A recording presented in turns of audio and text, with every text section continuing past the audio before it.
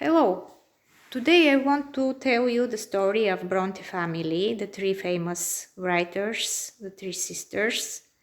And many people they think that these three writers were English, but no, their roots were from Northern Ireland.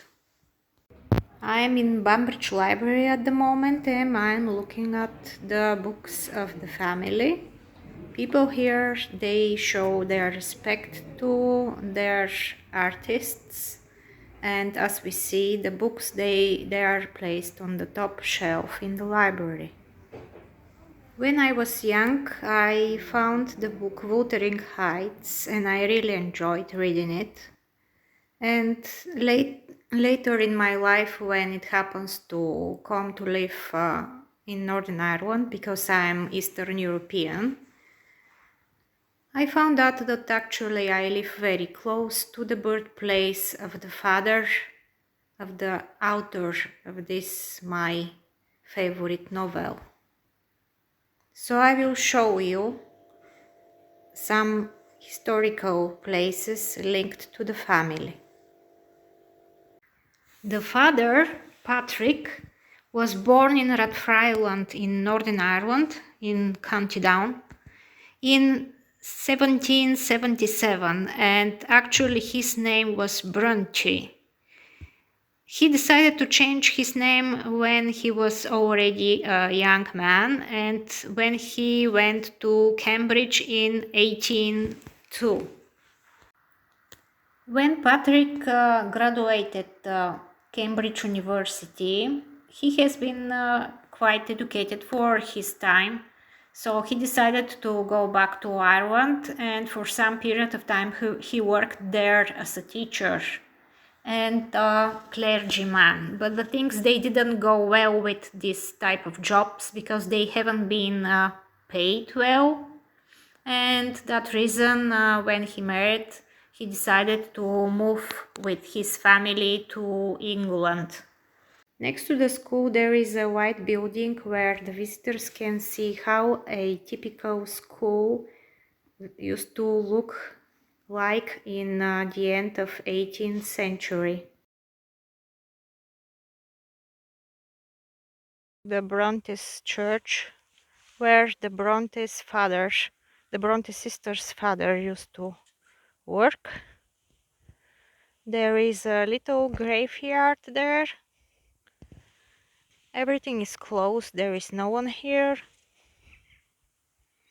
But anyway, it's somehow peaceful and very, very nice place. Very quiet, of course, as it should be around churches.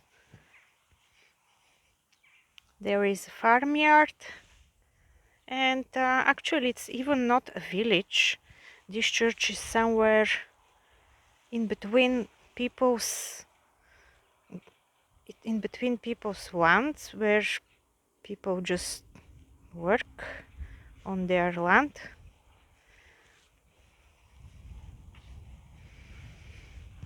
The church itself, it's very small. Nothing special with the church.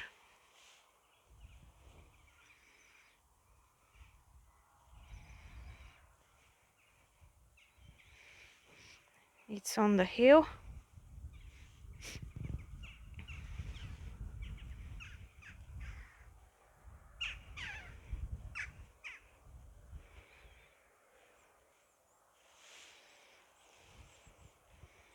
Yep. This view words.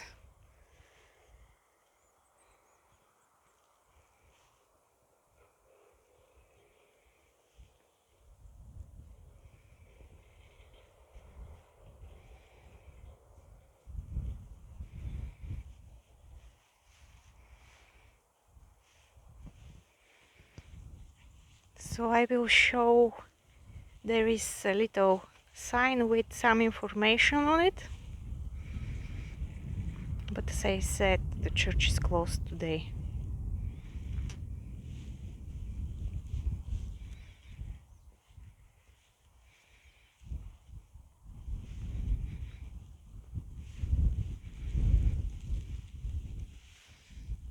again very windy day.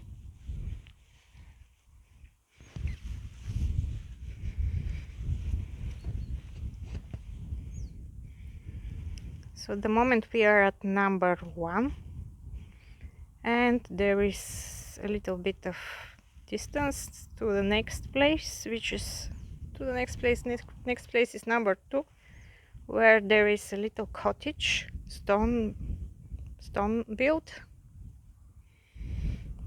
But we met somebody, and the lady said it's closed at the moment. So the exact house where Bronte family, these 3 sisters, Charlotte, Anne and Emily, and their brother, of course. Their brother, he has been an artist himself. They used to live there in this little house, and that's number 5. Number 5 is the school, because he has been teacher, their father, I think, if I'm not wrong. And yeah, we will see, maybe we will go there.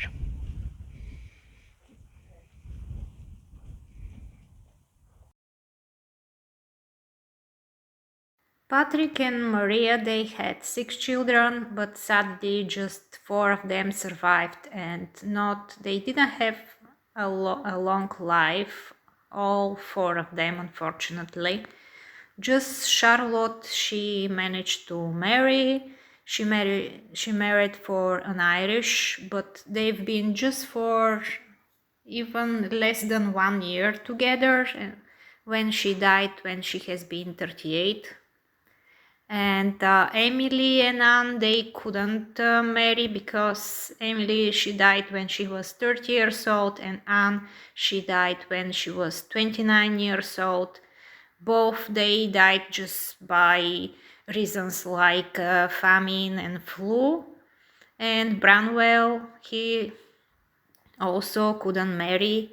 He died in 1848, 1 year before Anne.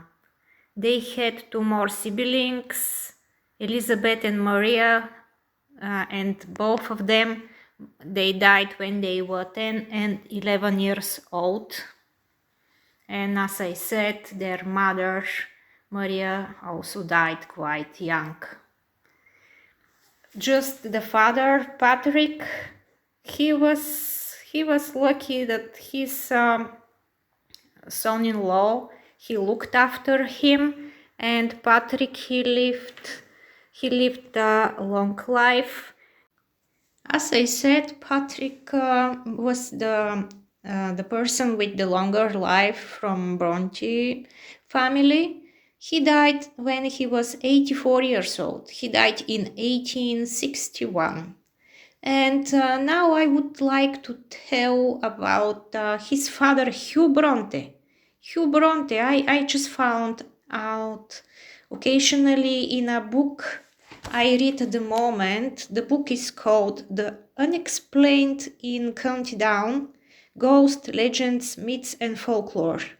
The book I read is from Annaclone Historical Society. A friend of mine named Rosie, she gifted me this book. And then on page 64, there is a little bit of information about Hugh Bronte, who, as they say, was a great storyteller and often recalled the story of a woman who had been murdered in the Glen. So Hugh Bronte was also born in Rathfriland, and he was a respected member of the society, and he was very brave. He was obviously very strong, and he participated in some strange occasions to fight the ghosts. So I am not going to go further, but yeah, he was definitely very interesting person. And a little bit of gossips about Branwell. Branwell, who died in 1848, he had been in troubles at this time, and there are gossips that he fell into drinking. So he has been an artist. Probably the life was hard at this time, and it was hard for him to cope, to earn money. I have no idea what was it. And it seems that this problem was hidden in the books for Bronte. There is nothing to be ashamed of. That's part of the life, unfortunately. Some souls are tender and they cannot survive easily. Patrick, when he married for Maria, who was a daughter of English Methodist, while Patrick has been a member of Church of England. They moved to, firstly in 1815, they moved firstly to village of Thornton in England. And then in a few years, in 1820, they moved to Halworth. After 1815, they had Charlotte in 1816, after her Emily in 1818, and Branwell earlier in 1817, when Anne was born in 1820, when they have been already in this their new place, Howard, where they lived in a house called Patronage, and Patrick Bronte was granted a job there. I'm not going to go in details about the life of the family in England, but they've been attached, of course, to their homeland in Northern Ireland. They used to go back to their father's older house, and this house I've managed to go closer to it, but in the time in 2024, in the time I was in Co.Down, this house was no longer existing. It was just because it has been a small house, stone built, just 2 rooms, and just it didn't survive the time. But I've managed to find the church when Patrick was teacher, and it was very interesting. There you will see some.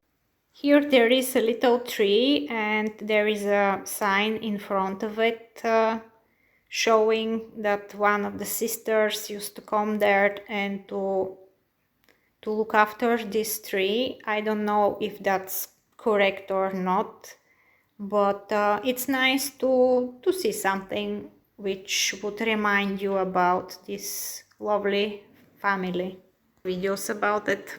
While the four siblings were living their life in Yorkshire, they had relatively nice childhood. I mean, they've been a family that they loved each other, and thankfully to the auntie who came to look after the kids, they managed to live relatively normal life. The 3 sisters and their brothers, they created imaginary land, and their fantasy worked quite well, and surprisingly for 4 of them, because 3 of them they became poets and writers, and their brother has been a painter, and probably he also helped them with their works. But there is one thing which is very strange, but that has been part of the time. They didn't want to write under their real names, but they chose a male name, a pseudonym, Currer Bell, that they wrote their first works under this male name.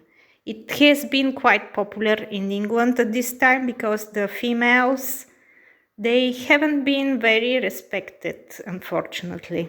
I hope that you enjoyed this episode of my travels across Northern Ireland. I tried my best to collect some information about the family, and I have been lucky to just occasionally find some additional information, additional gossips to say, or something very specific that people from the local area, they told me, my friends. And yeah, people know each other in these places, so they still remember the family, and that's not the family that is just imaginary, but they existed, this Bronte. They've been talented. All the family passed this talent from from generation to another generation, and sadly, they're best. These three sisters, they haven't been lucky to live long lives, but they left for us their books behind. So yeah, we can remember this family for a long time. Take care and bye.